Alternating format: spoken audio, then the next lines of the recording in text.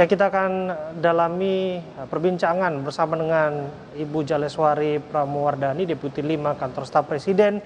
Assalamualaikum, selamat malam Mbak Dhani. Selamat malam. Ya, Mbak Dhani, kita ingin tahu yang pertama, apakah Presiden juga menangkap percakapan publik, utamanya wajah penegakan hukum dalam 2 tahun terakhir. Tidak hanya percakapan publik, namun ini kan ada survei. Jangan-jangan Presiden punya data dan dokumen lain. Ya, terima kasih Mas Abraham. Saya rasa kita dalam 2 tahun pemerintahan Jokowi Ma'ruf Amin ini kita kerap diberikan hasil-hasil survei dan analisis maupun kajian kepada pemerintah. Dan kami dari pemerintah sangat memperhatikan dan berkepentingan atas dukungan publik yang kuat. Karena ia menjadi fondasi penting atas kebijakan-kebijakan berikutnya yang diambil pemerintah. Nah, tentang naik turunnya kepuasan publik atas kinerja pemerintah, saya rasa itu hal biasa dalam artian masukan-masukan ini kita perlakukan sebagai koreksi publik yang berguna dan sangat diperhatikan dan menjadi cambuk untuk kedepannya pemerintah untuk memperbaiki dan meningkatkan yang lebih baik.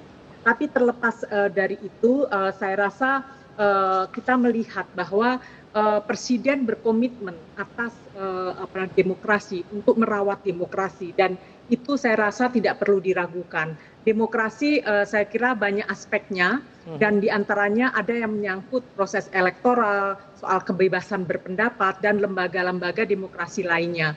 Saya hanya ingin memberikan semacam ilustrasi, jika Presiden menegasikan demokrasi, maka pilkada serentak di 270 daerah tidak akan terselenggara dan tepat pada waktunya. Dan kita tahu bahwa masyarakat sipil menolak pilkada saat itu. Jika Presiden mengikuti kehendak masyarakat sipil pada saat itu, akan ada 270 daerah kepemimpinan lokal dalam kendali eksekutif vertikal.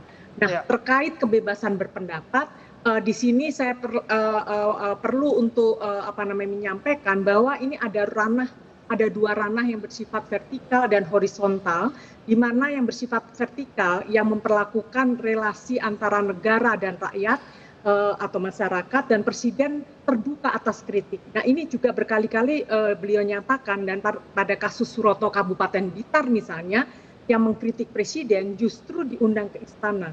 Pesannya adalah Presiden tidak anti kritik dan terbuka atas itu. Demikian pula pada atas ranah horizontal, yaitu masyarakat yang melibatkan antara masyarakat dengan masyarakat. Dan justru di sini persoalannya, di mana antar masyarakat terkadang saling mengintimidasi. Dan kasus Kepres amnesti Presiden Saiful Mahdi ini menjadi salah satu untuk menegaskan bahwa Presiden sangat concern dengan masalah demokrasi. Mbak Dhani, kalau kita berbincang soal keterbukaan Presiden, kita tahu siapapun bisa diajak dan berbincang dengan Presiden di istana begitu. Tapi bagaimana tindak lanjutnya? Nah, salah satu contoh misalnya, sengketa lahan yang terjadi di Kabupaten Toba.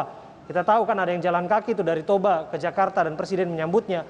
Toh sampai saat ini pun masyarakat di sana masih tetap belum menerima keadilan hukum yang mereka harapkan ditindaklanjuti. Dan banyak kasus-kasus lain yang juga harapannya demikian. Ini satu dari orang yang beruntung bisa menyampaikan persoalan hukum langsung ke Pak Jokowi.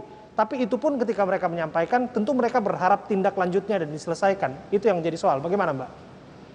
Ya, saya rasa kasus Toba dan ada beberapa kasus lahan lainnya itu menjadi perhatian kami juga, dan saya rasa ini berproses, Bung Abraham, karena misalnya di Kedeputian 2 KSP yang menangani tentang konflik agraria ini menjadi perhatian kawan-kawan di sana, dan sesuai dengan tupoksi kami soal pengendalian program prioritas nasional, pengelolaan isu strategis dan komunikasi politik dan publik. Ini kami kawal betul karena Presiden sebetulnya kalau kita melihat dari bagaimana Presiden peduli terhadap soal sertifikat lahan, terhadap penyelesaian kasus-kasus tanah, dan itu selalu disampaikan dalam rapat kabinet. Ini adalah menjadi perhatian kami semua, dan ini adalah proses yang masih berlangsung. Jadi kadangkala kalau ini belum selesai itu karena persoalan ini sudah terlalu ruwet, mendalam dan rumit, dan kita harus mengurai satu persatu. Iya. Dan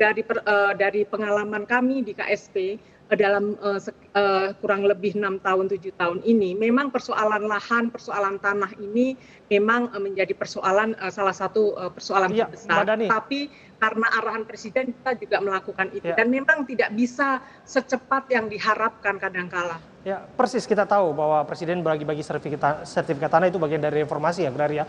Tapi terlepas dari itu semua, masih banyak persoalan serupa yang terjadi. Termasuk saya pikir kalau Mbak Dhani sebutkan Presiden juga menangkap perbincangan publik, tahu dong kejadian Jenderal Tumilaar yang ada di Manado sampai pada akhirnya dicopot jabatannya, kemudian ada ancaman pidana militer. Dan ada indikasi gesekan antara institusi Polri dan juga TNI di sini.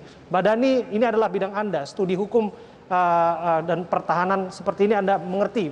Bagaimana kemudian saran-saran Anda? Apakah Presiden juga menangkap aspirasi publik ini? Kalau kita lihat percakapannya di publik ini ramai sekali, Mbak. Sangat.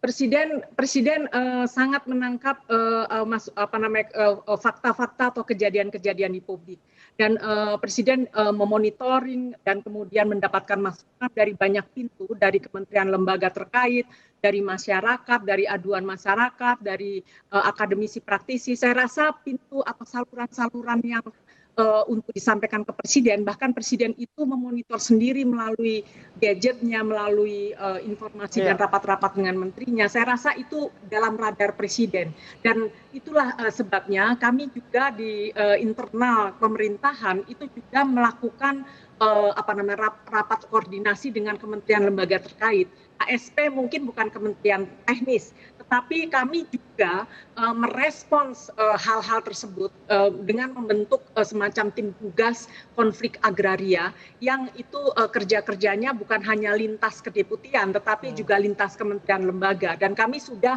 melakukan penyelesaian-penyelesaian dari ratusan yang masuk bahkan ribuan ke KSP. Oke, terima kasih Mbak Dhani atas waktu Anda berbincang bersama kami.